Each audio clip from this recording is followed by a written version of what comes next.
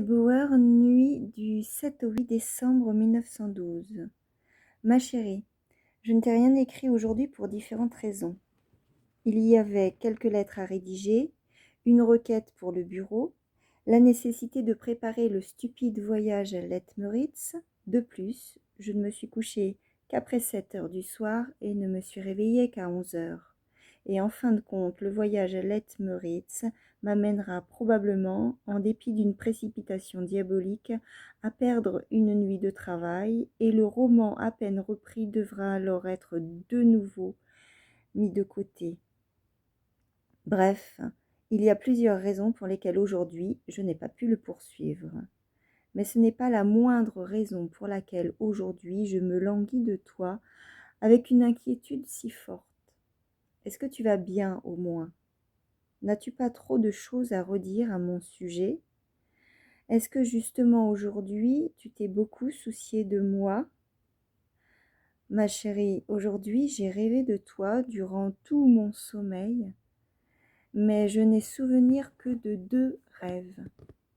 Et je me suis efforcée tout de suite après le réveil et en dépit de fortes résistances de les oublier, car il y avait en eux de terribles vérités importunes et plus qu'évidentes, comme il n'en affleure jamais à la surface plus terne de la vie quotidienne. Je ne vais les raconter que vite et superficiellement, bien qu'ils aient été très complexes et pleins de détails qui encore à présent me menacent. Le premier s'est greffé sur ta remarque: vous pouvez directement télégraphier au bureau. Je pouvais donc aussi télégraphier directement de ma chambre. L'appareil était même à côté de mon lit, un peu comme tu as l'habitude de pousser ta table vers le lit. C'était un appareil étrangement hérissé de pointes, et j'avais peur, comme j'ai peur de téléphoner, de devoir télégraphier. Mais je devais te télégraphier pour je ne sais quel souci considérable que je me faisais pour toi, tiré du lit par un désir violent d'avoir de tes nouvelles sur le champ.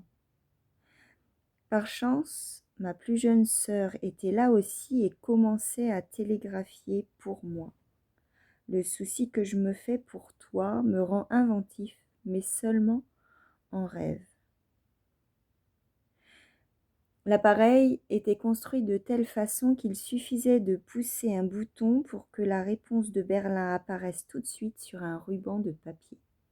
Je me souviens combien j'étais tétanisée en fixant le ruban qui se déroulait complètement vide d'abord, même s'il n'y avait rien d'autre à en attendre, car aussi longtemps qu'on ne t'avait pas demandé à Berlin de venir à l'appareil, aucune réponse ne pouvait arriver. Quelle joie c'était de voir apparaître les premiers caractères sur le ruban. En fait, j'ai dû tomber de mon lit, tant cette joie est intense dans mon souvenir.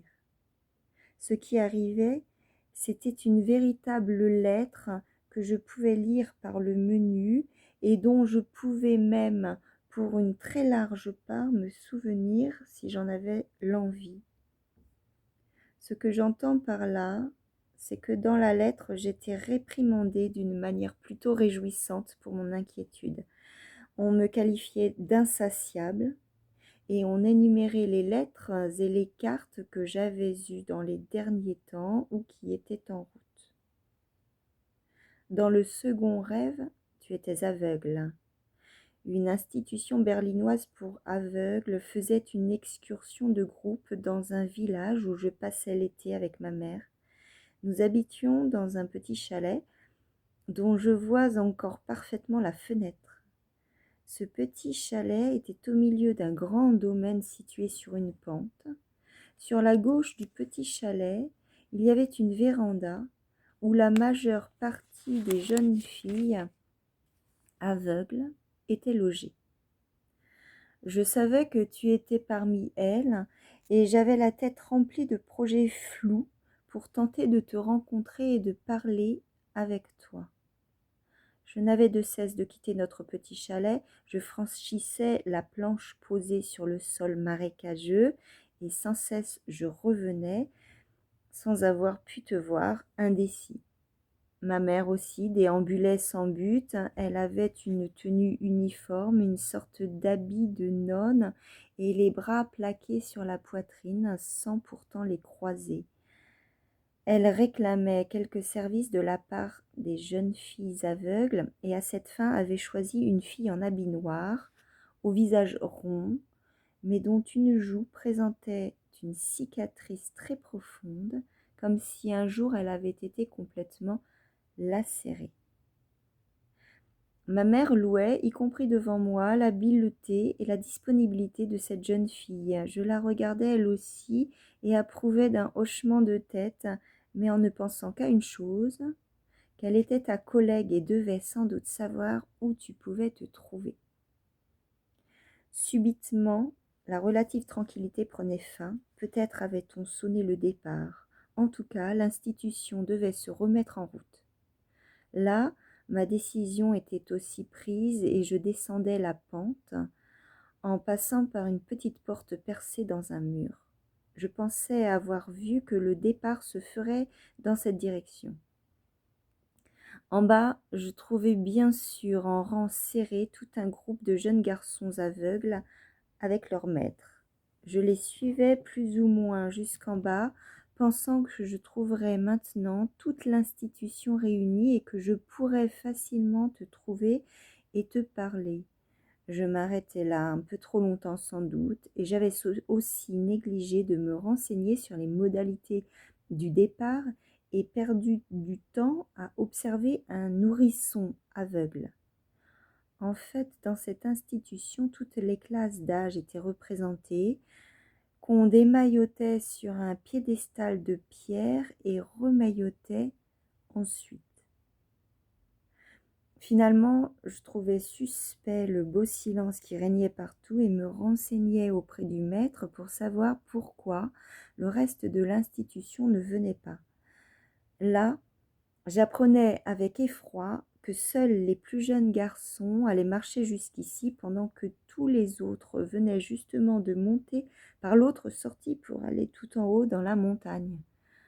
Pour me consoler, il me disait encore, en riant car j'étais parti comme un fou, que je pouvais encore arriver à temps car le regroupement des jeunes filles aveugles prenait naturellement beaucoup de temps.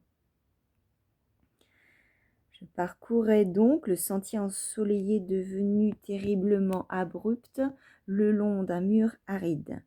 Soudain, je tenais en main un gigantesque code juridique autrichien que j'avais du mal à porter, mais qui devait être de quelque utilité pour te trouver et pouvoir vraiment te parler. Mais en chemin, il me venait à l'esprit que tu étais aveugle et que du coup mon apparence extérieure et mon comportement ne pouvaient heureusement pas influencer l'impression que je te ferais. Après cette considération, j'aurais préféré me débarrasser de ce code qui était une charge inutile.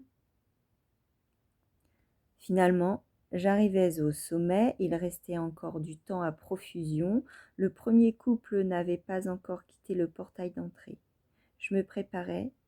Je te voyais en esprit apparaître dans la foule des jeunes filles, les paupières baissées, raides et silencieuses. C'est là que je me suis réveillée, en âge et désespérée que tu sois si loin de moi. Dimanche 7 décembre 1912. Ah, ma chérie, bien que ma piété se soit déplacée dans de tout autre domaine, pour ta lettre d'aujourd'hui, j'aurais envie de remercier Dieu à genoux. D'où vient de nouveau cette inquiétude pour toi, cette sensation de s'attarder inutilement dans des pièces où tu n'es pas, ce besoin de toi sans limite? La seule bonne chose du voyage de demain, pour lequel il faut d'ailleurs que je me prépare correctement, c'est que je serai plus près de toi de quelques heures de chemin de fer. Du reste, je serai de retour à Prague demain après-midi si tout va bien. De la gare à notre concierge, ce sera comme un assaut. Des lettres, des lettres de toi. Aujourd'hui, j'ai prévu une répartition du temps tout à fait particulière. Il est 3 heures de l'après-midi. Cette nuit, je ne me suis mise au lit qu'à 4 heures, mais j'y suis restée jusqu'à 11h30. Et c'est de nouveau ta lettre qui en fut la cause. Autrement, il faut que je reste dans mon lit si longtemps pour l'attendre. Mais aujourd'hui, elle est arrivée par express, et puisque cela a fonctionné, je dirais presque que toutes les lettres du dimanche devraient être envoyées par express. Je l'ai reçue tellement tôt qu'on était encore trop tôt pour se lever, et ainsi je me suis prélassée dans l'arrière-goût de cette lettre encore des heures durant, rien que du bonheur. Et maintenant, je vais aller faire ma promenade. Et que je n'ai à vrai dire plus fait depuis quelques jours. J'irai ensuite à 6 heures me coucher et si c'est possible dormir la nuit jusqu'à 1 heure ou 2 heures du matin. Peut-être pourrais-je reprendre mon roman en main et écrire confortablement jusqu'à 5 heures du matin, pas davantage puisque mon train part à 6 heures moins le quart. Ma chérie, je t'en prie, ménage-toi. Tu as veillé jusqu'à 3 heures. Il est impossible que la véritable signification de la fête de Hanouka consiste à te faire mourir de fatigue. Tu es donc une oratrice, voyez-moi ça.